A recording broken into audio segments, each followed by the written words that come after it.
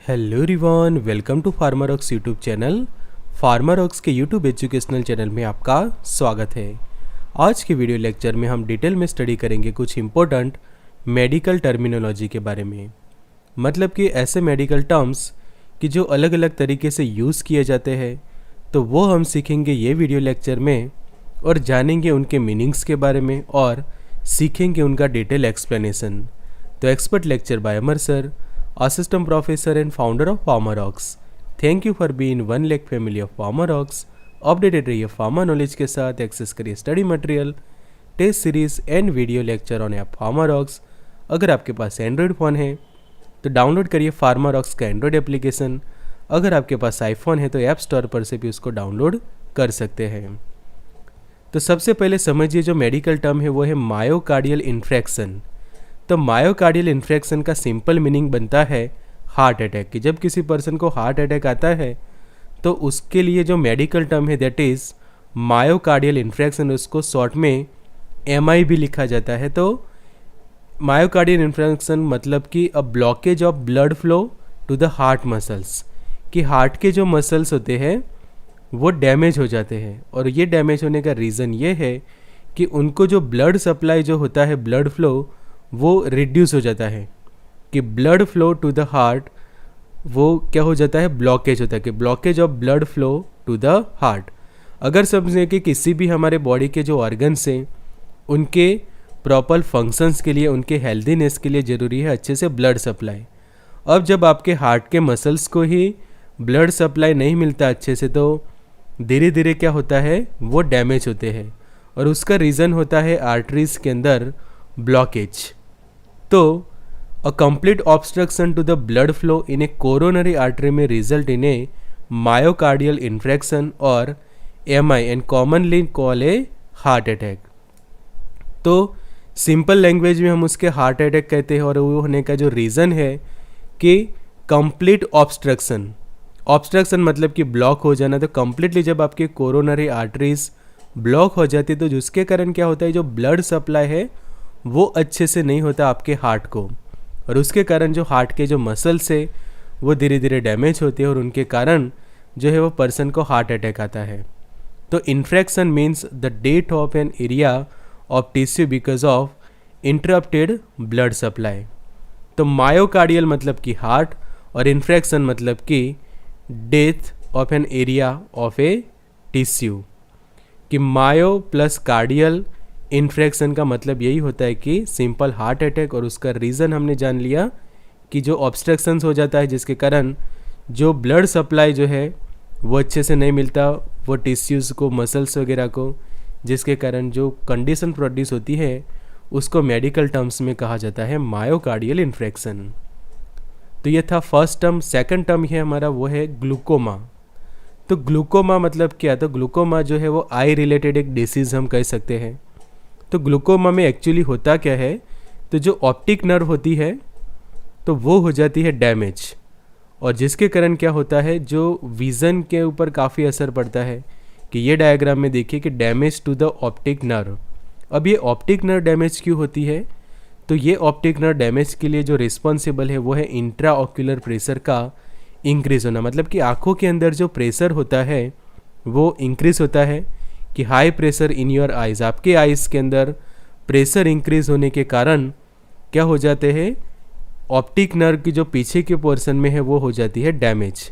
यहाँ पे डायग्राम में देखिए कि पीछे की ओर आई ये ऑप्टिक नर्व जो है वो एक्सेसिव इंट्राओक्यूलर प्रेशर के कारण डैमेज होती है। अब आपके माइंड में ये सवाल होगा कि नॉर्मल आई प्रेशर कितना होता है, तो नॉर्मल होता है 10 से लेकर 20 मिलीमीटर मर्क्यूरी जो यूनिट में मेज़र होता है उतना प्रेशर होता है नॉर्मल। बट वो प्रेशर इंक्रीज़ होगा कि 10 से लेकर 21 जो है वो नॉर्मल है। अब उससे इंक्रीज़ हो जाता है प्रेशर, लाइक समझो कि किसी पर्सन का 25 हो जाता है, 30 हो जाता है, 40 जितना प्रेशर हो जाता है। तो पीछे की ओर रही जो ऑप्टिक नर्व से वो डैमेज होती है, और जिसके कारण जो कंडीशन प्रोड्यूस होती है उसको हम कहते हैं ग्लूकोमा। और glaucoma is the one of the most leading cause of blindness for people over the age 60 years की एज के जो ऊपर के जो पेशेंट्स होते हैं उनके अंदर ये ग्लूकोमा जो है वो कई बार कॉमन बनता है ब्लाइंडनेस के लिए। कि ये एक रीज़न बन जाता है ऐसे लोगों के लिए कि जिनकी एज 60 से अबव है और रेगुलरली समझो कि हेल्थ केयर आप नहीं करते, हेल्थ चेकअप नहीं करवाते, तो उसके कारण ये कॉम्प्लिकेशन जो है वो हो सकता है अबाउट द ग्लूकोमा। तो ग्लूकोमा को हिंदी के अंदर काला मोतिया भी कहते हैं, कि जो डैमेज करते हैं आँखों की ऑप्टिक नर्व्स को। और ऑप्टिक नर्व हमें पता है कि जो विज़न के लिए रिस्पॉन्सिबल होती है, तो अगर ऑप्टिक नर्व ही डैमेज हो जाएगी तो डायरेक्टली व्यक्ति के विज़न के ऊपर जो है वो असर पड़ता है, तो देखने बंद हो जाता है या फिर पार्शियल हो जाता है, कम हो जाता है देखने का। तो ये सब कॉम्प्लिकेशंस होते हैं ग्लूकोमा के अंदर। तीसरा इंपॉर्टेंट जो टर्म है दैट इज़ मायोपिया। मायोपिया क्या है? तो मायोपिया मतलब कि सिंपल हम देखें तो मायोपिया के अंदर व्यक्ति को नज़दीक का जो है वो क्लियर दिखता है, नियर जो साइट है that is A clear, but जब उसको दूर का देखना है तो वो उसको ब्लर दिखेगा। ये देखिए कि नियर जो साइट है आपकी that is A clear, but जब आपको दूर का देखना है तो वो आपको क्लियर नहीं दिखता। तो नियर साइटेडनेस जिसको कहा जाता है is a common vision condition in which you can see the objects near to you clearly but objects further away are blurry। मतलब कि जो दूर है आपसे ऑब्जेक्ट्स वो आपको ब्लर दिखते हैं और नज़दीक का जो है वो काफ़ी क्लियर दिखता है। तो it occurs when the shape of your eye cause light rays to blend incorrectly and focusing image in front of your retina instead of on your retina. मतलब कि यूजुअली जो नॉर्मल विज़न होती है उसमें ये देखो लाइट कहाँ पे फोकस हो रही है, लेंस के थ्रू डायरेक्टली रेटिना के ऊपर, ये वाली जगह पे। जबकि मायोपिया में क्या हुआ है, रेटिना के ऊपर ये लाइट पड़ने की जगह ये आगे की ओर पड़ रही है। तो मायोपिक विज़न में क्या हो रहा है कि रेटिना के ऊपर अच्छे से जो फोकस होना चाहिए, focusing images in front of retina, but यहाँ पे क्या हो रहा है, इंस्टेड ऑफ योर रेटिना उसके आगे की ओर यहाँ पे इमेजेस जो है वो क्या हो रहा, फोकस हो रहे हैं। और ये कंडीशन को मेडिकल टर्म्स में कहते हैं मायोपिया, कि नज़दीक का आपको क्लियर दिखता है बट दूर का जो है वो ब्लर दिखता है। और उसका रीज़न कि ये इमेजेस का जो फोकसिंग है वो ये रेटिना के ऊपर करने की जगह जो है वो काफ़ी आगे होता है। एक और टर्म है that is A leukaemia. Leukaemia मतलब कि ब्लड कैंसर। सिंपल जो ब्लड रिलेटेड जो सेल्स होते हैं आरबीसी, डब्ल्यूबीसी, प्लेटलेट्स, उनके अंदर जो डैमेज होता है, कैंसरस नॉर्मल सेल जो कैंसरस फॉर्म में कन्वर्ट हो जाते हैं, तो वो है कैंसर। बट जब आपके ब्लड सेल कैंसरस सेल में कन्वर्ट होते हैं तो वो जो कैंसर का टाइप है उसको कहा जाता है ल्यूकेमिया। तो leukaemia is a cancer which start in blood forming tissue usually in the bone marrow. तो ये कैंसर जो है वो बोन मैरो के अंदर सबसे पहले स्टार्ट होता है और धीरे धीरे जो प्रोडक्शन हाउस है, जो हम कहते हैं कि ब्लड सेल्स का प्रोडक्शन कहाँ पे होता है, तो बोन मैरो में होता है, कि चाहे वो वाइट ब्लड सेल है, प्लेटलेट्स है या फिर आरबीसी। तो ब्लड फॉर्मिंग टिश्यू को ही जब कैंसर होता है तो वो जो नए सेल प्रोड्यूस करेंगे वो भी कैंसरस सेल ही होंगे। तो it leads to the overproduction of abnormal white blood cell, the part of the immune system which defend the body against the infection। अब यहाँ पे क्या होता है कि जो ब्लड सेल्स और उसमें भी जो वाइट ब्लड सेल है वो हमें पता है कि इम्यूनिटी हमें देते हैं, और वो ही एबनॉर्मल प्रोड्यूस होंगे तो ऑटोमेटिकली पर्सन की जो इम्यूनिटी के ऊपर फ़र्क पड़ेगा। तो ये था ल्यूकेमिया। सिंपली उसको आप समझ सकते हैं एज अ ब्लड कैंसर, और नॉर्मल जो ब्लड सेल्स होते हैं वो कैंसरस ब्लड सेल के अंदर कन्वर्ट होते हैं। तो ये पॉइंट आप याद रख सकते हैं कि नॉर्मल जो ब्लड सेल है वो कन्वर्ट हो जाते हैं कैंसरस सेल के अंदर, कैंसरस सेल, और जिसके कारण उनको जो है हम कैंसरस ब्लड सेल्स कह सकते हैं या फिर ब्लड कैंसर्स की कंडीशन कह सकते हैं, बिकॉज यहाँ पे जो कैंसरस सेल में कौन कन्वर्ट होता है, तो हमारे यूजुअली ब्लड सेल्स।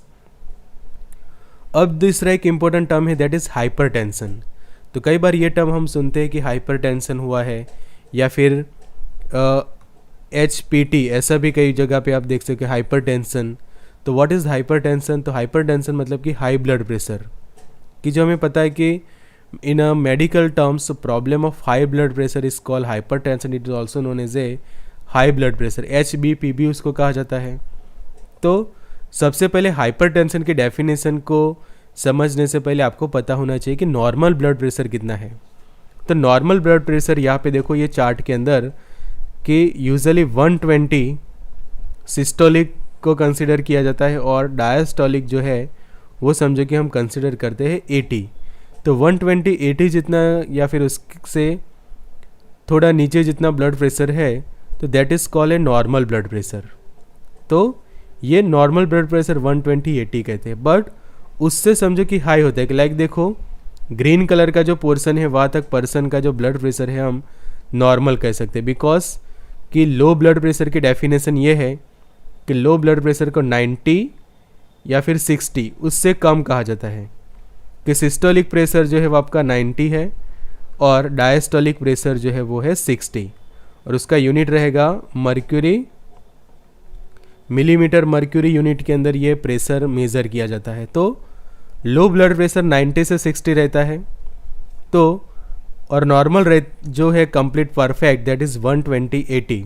अब 60 से 80 के बीच में हम मॉडरेट कह सकते हैं एज वेल एज 120 से 90 के बीच में भी मॉडरेट कंडीशन कही जाएगी. बट जब किसी का ब्लड प्रेशर इंक्रीज होता है 120 से ऊपर जाता है तो यहाँ पे देखो प्री हाइपरटेंशन की कंडीशन का चार्ट कि सिस्टोलिक प्रेशर 120 से इंक्रीज होके 140 तक पहुँचता है तो दैट इज़ प्री हाइपरटेंशन. वही डायस्टोलिक के अंदर जो 80 होना चाहिए उसके जगह डायस्टोलिक भी होता है 90. सेकंड देखो आप कि हाई जो है कि स्टेज 1 हाइपरटेंशन कि अब इसको कम्प्लीटली स्टेज 1 में कह सकते हैं तो वो 140 से 160 के बीच में जा रहा है सिस्टोलिक प्रेशर. वही डायस्टोलिक आप देखो तो 90 से लेकर 110 के आसपास आपको देखने को मिलता है. और जब स्टेज 2 में पहुंचता है ये कंडीशन तो उस वक्त पर्सन का जो ब्लड प्रेशर है वह 160 से 190 या फिर उससे भी ज़्यादा और डायस्टोलिक प्रेशर उसका 110 से लेकर 100 से लेकर 120 और उससे भी ज़्यादा हो सकता है. तो it is a long term medical condition which the blood pressure in the arteries is persistently elevated and increase the blood pressure to normal to high. कि नॉर्मल जो 120 80 कहते हैं तो उससे काफ़ी जो हाई होता है blood pressure that means A hypertension. तो यहाँ पे एक पॉइंट के ऊपर आपको खास जो हाईलाइट करना ज़रूरी है that is A pressure in the arteries. कि ब्लड प्रेशर के अंदर कौन सा प्रेशर मेज़र किया जाता है तो that is A pressure in artery. और नॉर्मल वैल्यू आपको पता हो तो ही आप ये टर्म को अच्छे से जो है वो डिफाइन कर सकते हैं, इसका अच्छे से एक्सप्लेन कर सकते हैं. नेक्स्ट टर्म है that is A arthritis. Arthritis मतलब कि जॉइंट इन्फ्लेमेशन. कि जैसे रूमेटॉइड आर्थराइटिस का आपने नाम सुना होगा तो ये जो नी जॉइंट है आपका वहाँ पे जो इन्फ्लेमेशन होता है दैट इज़ ए आर्थराइटिस. तो arthritis is the swelling and tenderness of the one और मोर ऑफ योर जॉइंट. एक या एक से ज़्यादा जॉइंट्स के का जो स्वेलिंग होता है टेंडरनेस होता है that is called a arthritis. And the main symptom of arthritis are pain and stiffness which typically worsen with age. कि जब आपको वॉकिंग करना है, एक्टिविटी कोई रूटीन करने तो उस वक्त आपको काफ़ी पेन होता है आपके ये जॉइंट्स के अंदर. और वहाँ का उसमें भी जो साइनोवियल्स जॉइंट्स होते हैं यूजुअली कि ये वाला जॉइंट है तो यहाँ पे आप देखो कि जो रेडनेस वाला जो पोर्शन है वो सब वहाँ पे इन्फ्लेमेशन हुआ है एंड बोन भी काफ़ी डैमेज हुए आपको देखने को मिल सकते हैं. तो the most common type of arthritis are osteoarthritis and rheumatoid arthritis. तो सबसे ज़्यादा लोगों को ऑस्टियोआर्थराइटिस होते हैं और दूसरा रूमेटॉइड आर्थराइटिस. तो ये दो खास याद रखिए एग्जाम्पल उसके. और जॉइंट पेन खास याद रखिए कि joint inflammation, joint stiffness and joint pain कि वहाँ पे काफ़ी जो आपके जोड़ अकड़ जाते हैं जो हम कहते हैं कि जोड़ों का दर्द जो हम कहते हैं तो दैट इज़ ए आर्थराइटिस. फिर बात आती है ये टर्म की कि what is anatomy and what is physiology. तो anatomy is the branch of biology concern with the study of the structure of organism and their parts. अब आप देखो कि जब भी कोई एनाटॉमिकल स्टडी होती है, एनाटॉमी, तो कोई भी ऑर्गन या फिर ऑर्गन सिस्टम है तो उसका आप क्या स्टडी करते हैं डिटेल में, उसके स्ट्रक्चर को। कि जब कोई भी स्ट्रक्चर लाइक किडनी, तो किडनी की आप डिटेल में एनाटॉमिकल स्टडी करेंगे तो उसके स्ट्रक्चर के अंदर कौन से अलग अलग पार्ट्स है वो आप स्टडी करेंगे। समझो कि आइज़ की एनाटॉमी स्टडी करते हैं तो आप स्टडी करेंगे कि उसके अलग अलग पार्ट्स कौन से हैं। जैसे कि आइज़ के अंदर आप देखते हैं कुल रेटिना का पोर्शन आता है, लेंस का पोर्शन आता है, आइरिस है, स्क्लेरा का पोर्शन है। तो वो जो अलग अलग उसके स्ट्रक्चर की आप डिटेल स्टडी कहते हैं, दैट मीन्स है इट्स एनाटॉमी। उसी तरह से कोई भी ब्रेन का आप स्टडी करते हैं डिटेल में कि ब्रेन के अलग अलग कितने पार्ट्स होते हैं, वो पार्ट्स कहाँ पे लोकेटेड है, तो दैट इज़ ए एनाटॉमी। तो एनाटॉमी जो यूजुअली हम कहते हैं it is a branch of biology. Biology का एक ब्रांच है कि जहाँ पे किसी भी ऑर्गेनिज्म की आप डिटेल एनाटॉमिकल स्टडी करते हैं, उसके स्ट्रक्चर स्टडी करते हैं और कौन से अलग अलग पार्ट्स है उसके अंदर। So anatomy is the branch of natural science which deals with the structural organisation of a living thing. कि लिविंग थिंग कैसा, हमको इंटेस्टाइनल का स्ट्रक्चर कैसा है, स्केलेटन का स्ट्रक्चर कैसा है, किडनीज, लीवर, आर्टरीज, मसल्स, कोई भी हार्ट देख लो, लंग्स है, स्प्लीन है, बोन मैरो है, स्टमक है, किसी भी बॉडी पार्ट जो है वो आपके या फिर इंटरनल ऑर्गन से कोई बॉडी सिस्टम है उसकी डिटेल स्टडी करते हैं, उसके स्ट्रक्चरल ऑर्गेनाइजेशन की, उसको हम कहेंगे एनाटॉमी। और फिजियोलॉजी मतलब कि हाउ दैट ऑर्गन्स और organ system work and their function in the body and how they work, किस तरह से वो काम करते हैं और उनका फंक्शन क्या है। कि लाइक आइज है तो उनका फिजियोलॉजी क्या हुई, तो their physiology that is a vision, कि वो हमें विज़न प्रोवाइड करती है। हम आइज़ की जो एनाटॉमिकल स्ट्रक्चर है उसके कारण हम जो वो देख पाते हैं, विज़न मिलती है, तो दैट इज़ ए फिजियोलॉजी। उसी तरह से लीवर है तो मेटाबॉलिज्म का काम करता है, हार्ट है तो वो नेचुरल पंप है, वो पंप करता है ब्लड को अच्छे से। तो इस तरह से एनाटॉमी एंड फिजियोलॉजी के जो टर्म्स है वो आप समझ सकते हैं। फिर जो important term that is A cataract. Cataract को हम हिंदी में मोतियाबिंद कहते हैं, कि जो मोतियाबिंद डेवलप होता है आपके आइज़ के अंदर और उसमें भी अफेक्ट करता है लेंस को। तो cataract is a cloudy area in the lens of the eye that leads to decrease in vision.